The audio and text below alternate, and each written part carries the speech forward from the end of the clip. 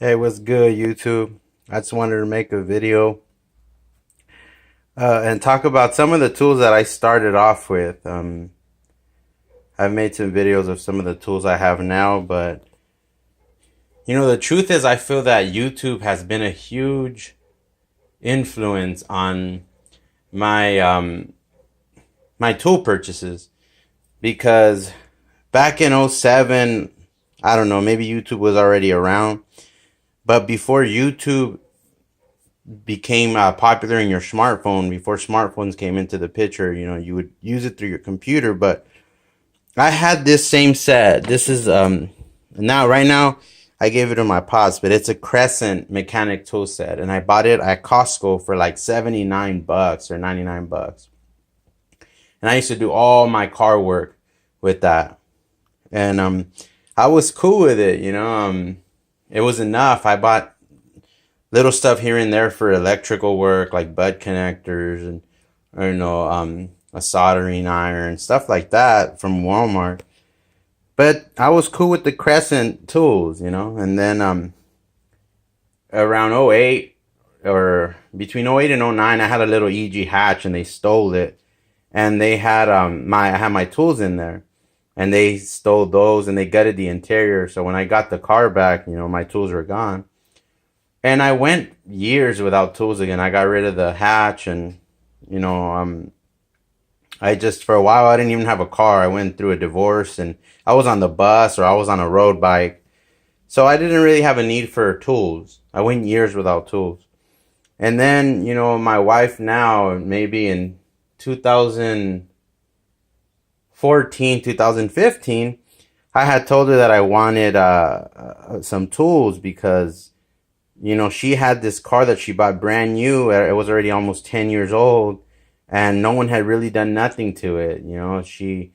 Usually women would just take it for an oil change. Not all women, but, most women would just take it for an oil change and not even check the fluids, or, they don't know, a lot of them don't know how to do none of that. So I started finding out that that car had a lot of stuff that needed to be done, but I didn't have tools to get them done.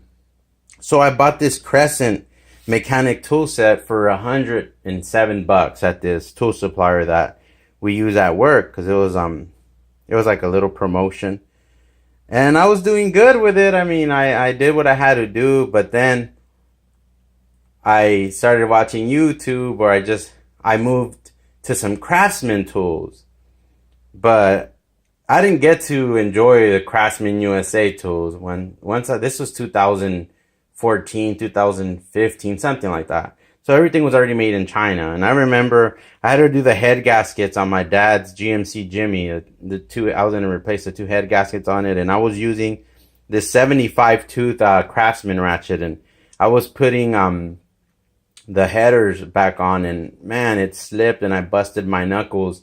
And that thing slipped on me like 3 times. That's probably one of the worst ratchets that Craftsman has made, because I looked at the reviews and everybody was complaining about the same thing.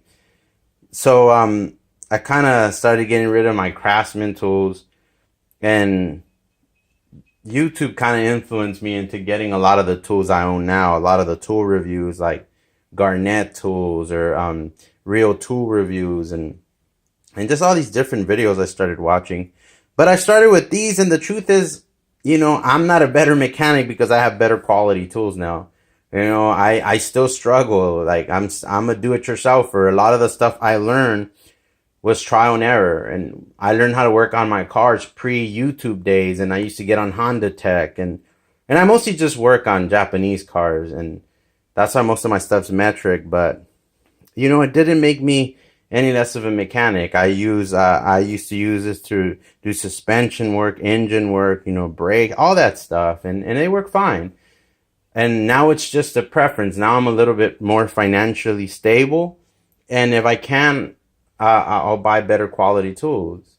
It's not they make me a better mechanic. I just like them. I have a preference towards them.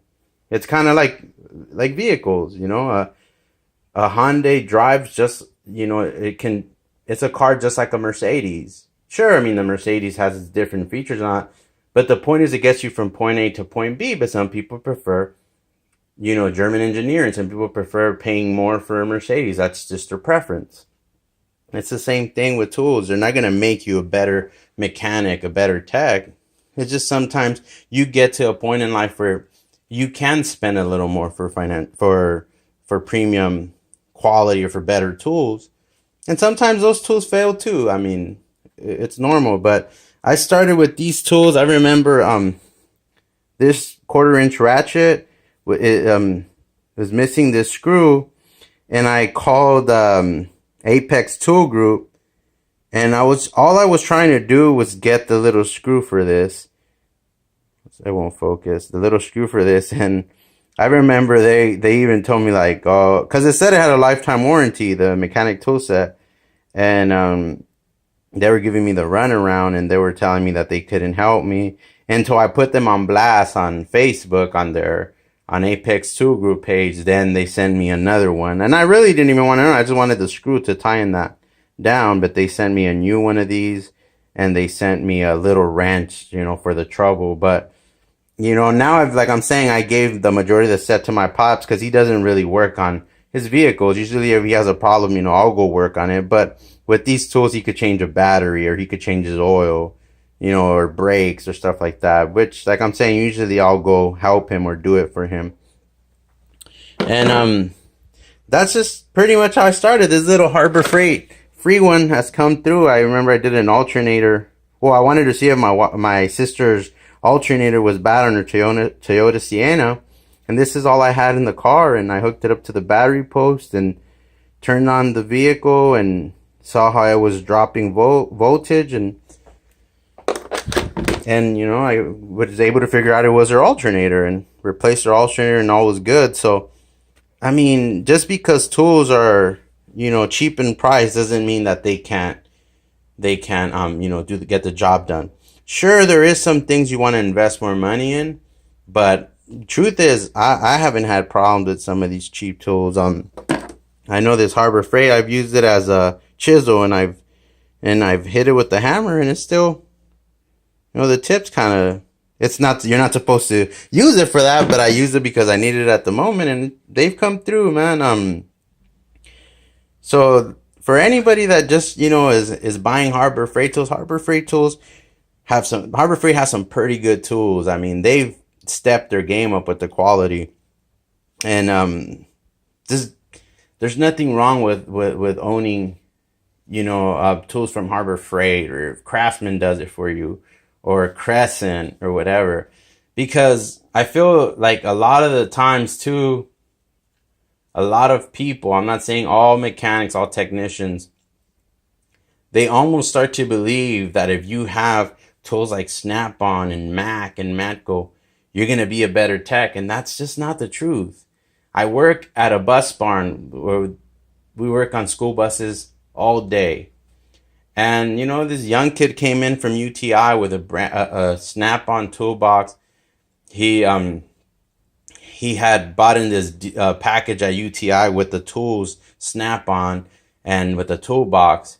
Another employee came in and saw that, and of course a lot of people have this keep up with the Jones mentality, ended up getting himself like an $8,000 Matco toolbox, started buying all these Snap-on tools, and both of them don't know how to work on the buses. They've had to train them, and they've been there for a year, and they still don't know how to do what they have to do.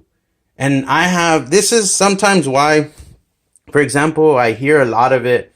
And I mean, it's an opinion. We all have opinions, and that's fine. But I'll hear people say, oh, that's a do-it-yourselfer tool, or that's a do-it-yourselfer toolbox. It's not on a professional level. But I work with this old man who's worked on heavy equipment his whole life. He grew up in a farm working on tractors, working on all this heavy equipment. Then he became a trucker, and he worked on his truck and also on the rest of the trucks from the company he worked for. He used to use them as a mechanic also, and now he works 10 to 12 hours a day on school buses. And the other day he was putting a steering column on one of these mini buses, and I seen he always has Craftsman ratchets and gear wrench. And I had asked him, like, man, you made your living with Craftsman and gear wrench on? He's like, yeah. He's like, that's The only thing he had that was kind of broken was a few sockets. He had the USA Craftsman sockets, but he had like six sockets that had cracked on them. But he mostly just uses gear wrench from that he gets at Sears or and also Craftsman ratchets. And I was like, it shows that you can make a living with them. He has like one Matco Flex locking flex head, but he still uses his half-inch Craftsman to get under that bus and replace parts or fix, whatever's wrong with the bus. And he also has this old, just very beat Craftsman toolbox. And he's been in that company for 12 years already, and it still opens and it closes fine.